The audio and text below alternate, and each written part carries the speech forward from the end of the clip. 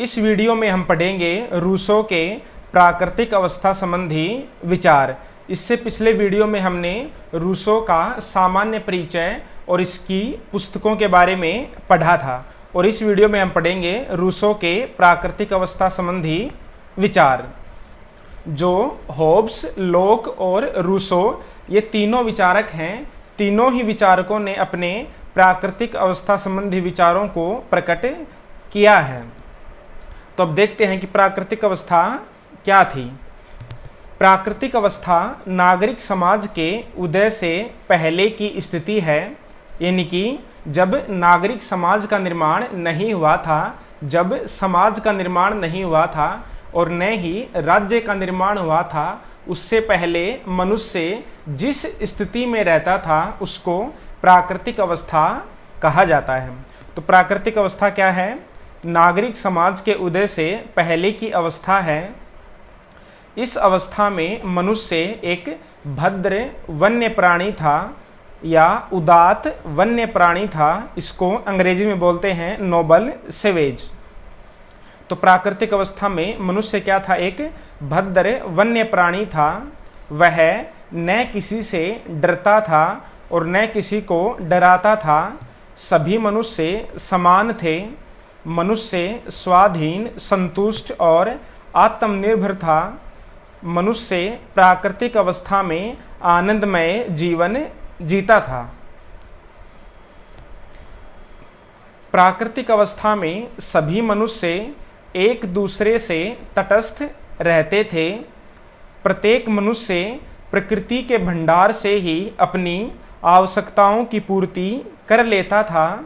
मनुष्य किसी तरह के स्थायी सामाजिक बंधनों में नहीं बंधा हुआ था। हालांकि स्त्री पुरुष का आकर्षण उन्हें थोड़ी देर के लिए अवश्य मिला देता था। तो जो प्राकृतिक अवस्था थी उसमें सभी मनुष्य एक दूसरे से अलग रहते थे और प्रत्येक मनुष्य की आवश्यकताओं की पूर्ति प्रकृति के भंडारों से ही हो जाती थी। दो मनुष्य आपस में किसी भी प्रकार के सामाजिक बंधनों से नहीं बंधे हुए थे।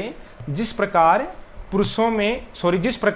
पशुओं में थोड़े समय के लिए विपरीत लिंगों के मध्य आकर्षण होता है, उसी प्रकार प्राकृतिक अवस्था में स्त्री और पुरुष के मध्य भी आकर्षण हो जाता था, लेकिन यह आकर्षण थोड़ी देर के लिए ही होता था।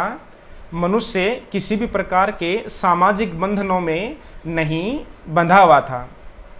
और जो स्त्री पुरुष के मेल से जो बच्चा पैदा होता था वह अपने आप ही प्रकृति की गोद में रहते हुए बड़ा हो जाता था। प्राकृतिक अवस्था में जनसंख्या कम थी और प्रकृति का भंडार असीमित था।